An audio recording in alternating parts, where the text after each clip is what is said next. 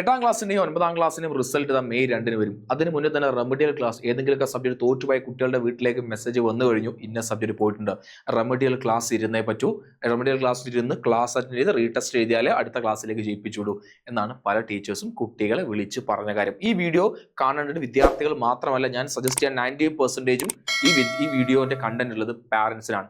വിദ്യാർത്ഥികളും പാരന്റ്സും ഒരേപോലെ വീഡിയോ അവസാനം വരെ കാണുക.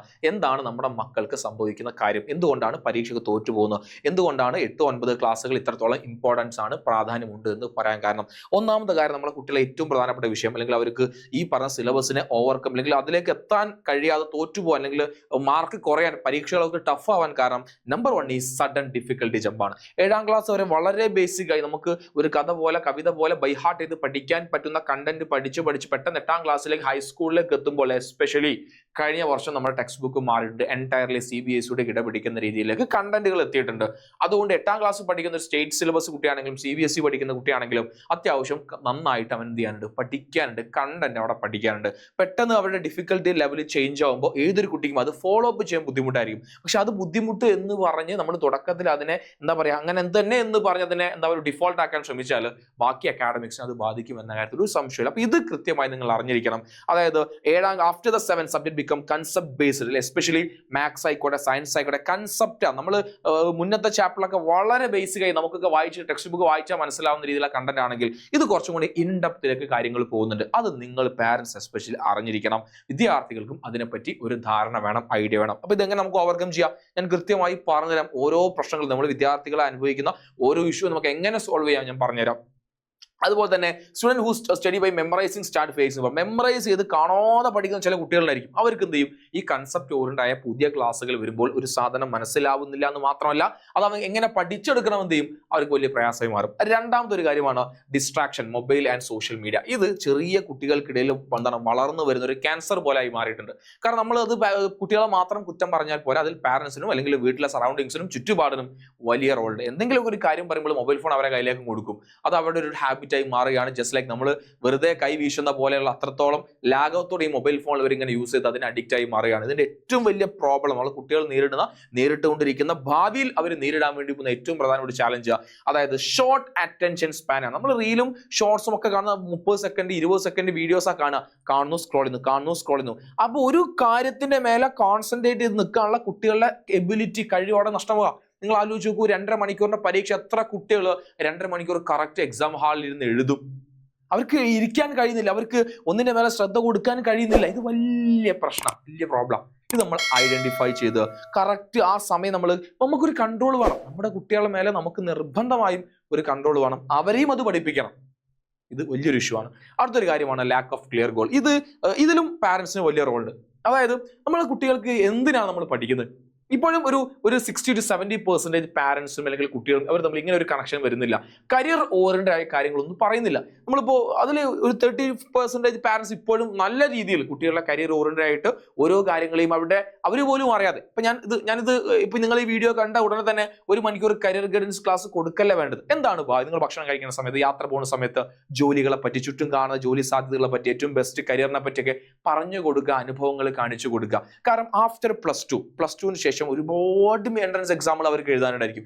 നല്ലൊരു കരിയർ ആഗ്രഹിക്കുന്ന പ്രീമിയം ഇൻസ്റ്റിറ്റ്യൂഷനിൽ പഠിക്കാൻ ആഗ്രഹിക്കുന്ന കുട്ടിക്ക് ഒരുപാട് എൻട്രൻസ് പരീക്ഷകൾ എഴുതാനുണ്ട്. പല രീതിയിൽ എൻട്രൻസ് പരീക്ഷകളുണ്ട്. അത് നീറ്റ് ആയിക്കോട്ടെ, JEE ആയിക്കോട്ടെ, CUT ആയിക്കോട്ടെ, മറ്റേ എൻട്രൻസ് പരീക്ഷകളായിക്കോട്ടെ. ഇവിടേക്കൊക്കെ എത്തണമെങ്കിൽ കണ്ടന്റ് കുട്ടിക്ക് വേണം. അത് ഇവിടുന്നേ പഠിച്ചു തുടങ്ങേണ്ട ഒരു സാധനം. കുട്ടീൻ്റെ ഉള്ളിൽ ലക്ഷ്യമിട്ട് കൊടുക്കണം, എനിക്ക് ഭാവിയിൽ അതാവണം, ഇന്ന പൊസിഷനിൽ എനിക്ക് എത്തണം. ഇതാണ് നിങ്ങൾ പാരന്റ്സിനെ സൈൻ വേണ്ട ഏറ്റവും പ്രധാനം. അതൊരു 8ാം ക്ലാസ് മുതലേ തുടങ്ങാം. 8ാം ക്ലാസ് മുതലേ തുടങ്ങിയാൽ അവരുള്ളിൽ ആ ഒരു ആഗ്രഹം വരുള്ളൂ.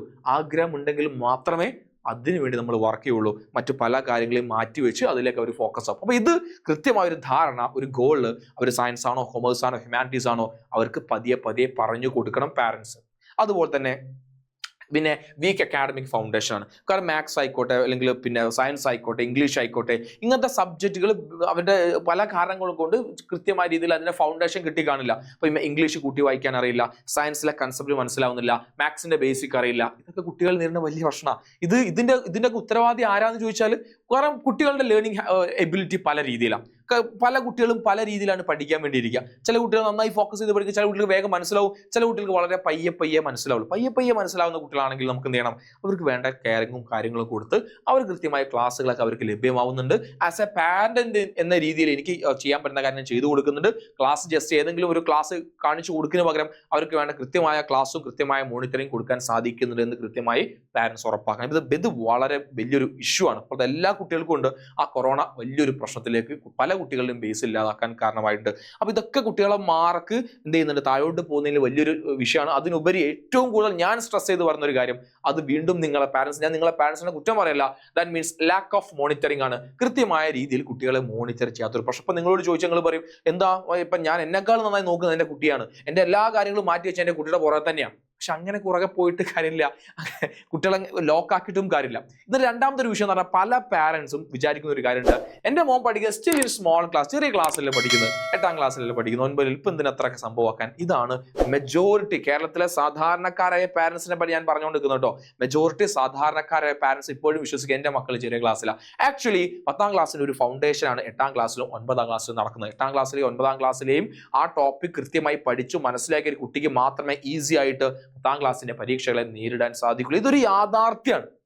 ഇവിടെ ഇപ്പോൾ നിങ്ങൾ പല പാരന്റ്സ് നിങ്ങൾ മനസ്സിൽ ഇങ്ങനെ ഇത് കാണുന്ന പാരന്റ്സ് ഇങ്ങനെ മനസ്സിൽ വിചാരിക്കുന്നുണ്ടോ, ശരിയാണ് ഹാൽ സാർ പറഞ്ഞത് ശരിയാണ്, ഇങ്ങനെയൊക്കെ പലപ്പോഴും ചിന്തിച്ചു പോയിട്ടുണ്ട്, എന്റെ അറിവില്ലായ്മ കൊണ്ടായേക്കാം.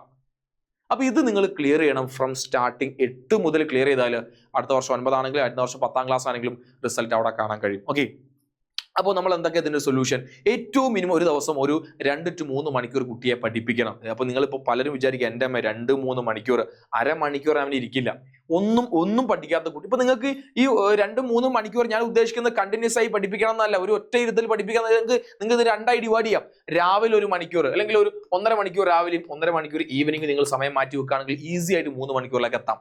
ഇത് കുട്ടിയുടെ ഹാബിറ്റ് ആക്കി മാറ്റാൻ വേണ്ടി രാത്രി കടന്നുറങ്ങുന്ന സമയത്ത് അയ്യോ ഞാൻ ഇന്ന് ടെക്സ്റ്റ് ബുക്ക് ഒന്നും നോക്കിയില്ലല്ലോ എന്ന പേരിൽ പുതപ്പ് മാറ്റി പോയി ടെക്സ്റ്റ് ബുക്ക് ജസ്റ്റ് എങ്കിലും ഒന്ന് നോക്കിയിട്ട് അങ്ങനെയെങ്കിലും നോക്കി ജസ്റ്റ് അവനെ സമാധാനിക്കുക, അങ്ങനെയെങ്കിലും നോക്കി കടന്നുറങ്ങുന്ന രീതിയിൽ കുട്ടികളെ ഹാബിറ്റ് ആക്കി നമ്മൾ മാറ്റിയെടുക്കണം.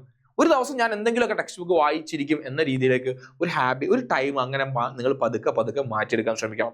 അതുപോലെ തന്നെയാണ് പിന്നെ ഫോക്കസ് ഓൺ കൺസെപ്റ്റ് അണ്ടർസ്റ്റാൻഡിങ്. ഇത് വളരെ പ്രധാനപ്പെട്ട കാരണം. ഇന്ന് നമ്മൾ പല യൂട്യൂബ് ചാനലാണെങ്കിലും പല ക്ലാസ്സുകളാണെങ്കിലും ഒക്കെ വളരെ സ്പൂൺ ഫീഡിംഗ് ആയിട്ട് എക്സാമിന് വേണ്ടി കാര്യങ്ങൾ മാത്രമേ കൊടുക്കുന്നുള്ളൂ.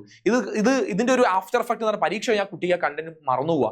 7ാം ക്ലാസ് പഠിച്ച കാര്യം 8ാം ക്ലാസ്സിൽ കുട്ടി മറന്നു, 8ലെ കാര്യം 9ൽ നിന്ന് മറന്നു, 9 കാര്യം 10ൽ നിന്ന് മറന്നുപോയി. പരീക്ഷയ്ക്ക് മാത്രം വേണ്ടി പഠിക്കുന്ന കുട്ടിയാണ്. അങ്ങനെ പഠിക്കുന്ന കുട്ടിക്ക് ഒരിക്കലും ആഫ്റ്റർ +1 നല്ലൊരു കരിയറിലേക്ക് എത്താൻ കഴിയില്ല. കാരണം അവന്റെ കണ്ടന്റ് ഇല്ല, ബേസ് ഇല്ല. അതില്ലാതെ നല്ല രീതിയിൽ കൺസെപ്റ്റ് ഓറിയന്റായി പഠിക്കാനോ എൻട്രൻസ് എക്സാമുകൾ അങ്ങനത്തെ നമ്മൾ കോമ്പറ്റേറ്റീവ് പല എക്സാമുകളും ആ കുട്ടിക്ക് എഴുതാൻ സാധിക്കില്ല. അതുകൊണ്ട് ഈ എന്താ പറയാ നമ്മളിങ്ങനെ വെറുതെ വായിലിട്ട് കൊടുക്കുന്ന പരിപാടി നിർത്തിയിട്ട് കൺസെപ്റ്റ് മനസ്സിലാക്കി പഠിക്കാൻ തന്നെ ശ്രമിക്കണം. അതുപോലെ തന്നെ മൊബൈൽ ഫോൺ നിങ്ങൾ ലിമിറ്റ് ചെയ്യണം, നിങ്ങളെ കയ്യിലാണ്. വീക്കിലി റിവൈസ് ചെയ്യിപ്പിക്കണം. അതുപോലെ ടീച്ചേഴ്സിനോട് ഡൗട്ട് ചോദിക്കുന്നത് നിർബന്ധമായും. പല കുട്ടികളും ടീച്ചേഴ്സിനോട് ഡൗട്ട് ചോദിക്കാൻ മടിയാണ്, അത് നമ്മൾ സോൾവ് ചെയ്യണം, അതിലേക്ക് എത്തണം. ഇതൊക്കെ വളരെ പ്രധാനപ്പെട്ട കാര്യമാണ്. അപ്പൊ ഇത്രയും കാര്യങ്ങൾ നിങ്ങൾ മനസ്സിലാക്കുക. ഇനി എന്താണ് സൊല്യൂഷൻ എന്ന് ചോദിച്ചാൽ റേസ് ഇത്തവണ വന്നിട്ടുള്ളത് കുട്ടികളെ കൺസെപ്റ്റ് ഓറിയന്റഡ് ആയി പഠിപ്പിക്കാൻ തന്നെയാണ്. പരീക്ഷ തലേന്ന് കൊടുക്കുന്ന പ്രഡിക്ഷൻ ലൈവുകളോ ഷുവർ ക്വസ്റ്റ്യൻ ലൈവുകളോ ഒന്നും നിങ്ങൾ ഇവിടെ പ്രതീക്ഷിക്കരുത്. കുട്ടികളെ എങ്ങനെ കൺസെപ്റ്റ് ഓറിയന്റഡ് ആയി പഠിപ്പിക്കാം, അത് പഠിപ്പിക്കുന്ന കേവലം പരീക്ഷ എഴുതാൻ വേണ്ടി മാത്രമല്ല, അവരുടെ ഫൗണ്ടേഷൻ സെറ്റ് ചെയ്തിട്ട് ഫ്യൂച്ചറിസ്റ്റിക് ആയി നമ്മൾ കുട്ടികളെ ഇപ്പോഴേ പഠിപ്പിച്ച് കൊടുക്കുന്ന ആഫ്റ്റർ +2 നിങ്ങളെ കാത്തിരിക്കുന്ന സാധ്യതകളെ പറ്റിയാണ് കുട്ടികൾക്ക് ഞങ്ങൾക്ക് അവയർനെസ് കൊടുക്കുന്നത്. ആ അവയർനെസ് കൊടുത്ത് കുട്ടികളെ ആ ഒരു ലക്ഷ്യം കുട്ടികൾ ഉണ്ടാക്കിയെടുത്ത് അവരിലേക്ക് എത്തിക്കുക. എങ്കിലും മാത്രം നമ്മൾ ഒരിക്കലും തല്ലിപ്പഠിപ്പിച്ച് കുട്ടികൾ പഠിക്കില്ല. അവരുടെ മനസ്സിൽ തോന്നണം അത് എന്റെ ലക്ഷ്യമാണ്, എനിക്ക് അവിടേക്ക് എത്തണം. ആ രീതിയിലേക്ക് കുട്ടികളെ മാറ്റിയെടുക്കുക എന്നതാണ് നമ്മുടെ ലക്ഷ്യം. സോ ഞങ്ങളെ കൂടെ നിങ്ങൾ ജോയിൻ ചെയ്തോളൂ. നിർബന്ധമായി നമ്മുടെ ചാനൽ സബ്സ്ക്രൈബ് ചെയ്യുക. താഴെ കമന്റ് ബോക്സ് നമ്മുടെ വാട്സ്ആപ്പ് കമ്മ്യൂണിറ്റി ലിങ്ക് ഉണ്ട്, നിങ്ങൾ കമ്മ്യൂണിറ്റിയിൽ ജോയിൻ ചെയ്യുക. ഇതൊരു തുടക്കമാണ്, ഒരു മാറ്റത്തിന്റെ തുടക്കം. ഈ വീഡിയോ അവസാനം വരെ നിങ്ങൾ കേട്ടിട്ടുണ്ടെങ്കിൽ, എന്റെ അവസാന വാക്കായ ഈ വാക്ക് നിങ്ങൾ കേട്ടിട്ടുണ്ടെങ്കിൽ നിങ്ങൾ ഉറപ്പിച്ചോ ഒരു മാറ്റത്തിലേക്ക് നിങ്ങളെ കുട്ടി പോകാൻ വേണ്ടി പോവുകയാണ്, നിങ്ങൾ പോകാൻ വേണ്ടി പോവുകയാണ്.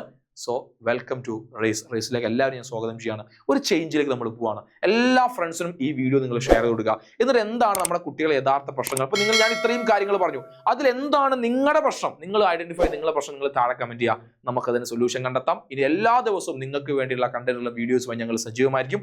കമ്മ്യൂണിറ്റി ജോയിൻ ചെയ്യാൻ മറക്കണ്ട. നമ്മുടെ ഫൗണ്ടേഷൻ കോഴ്സുകളും ക്ലാസ്സുകളും ഉടനെ തന്നെ ആരംഭിക്കാൻ വേണ്ടി പോവുകയാണ്. അപ്പൊ എല്ലാവർക്കും ഓൾ ദി ബെസ്റ്റ്. ഇനി ഒരു കുട്ടി പോലും നമ്മളെ ക്ലാസ് റേസിന്റെ ക്ലാസ് കാരണം നമ്മളെ ബാച്ചിൽ ജോയിൻ ചെയ്ത് പഠിക്കുന്ന ഒരു കുട്ടി പോലും റെമഡിയൽ ക്ലാസ്സിന് ഇരിക്കില്ല, ഞങ്ങൾ ഇരുത്തിക്കില്ല.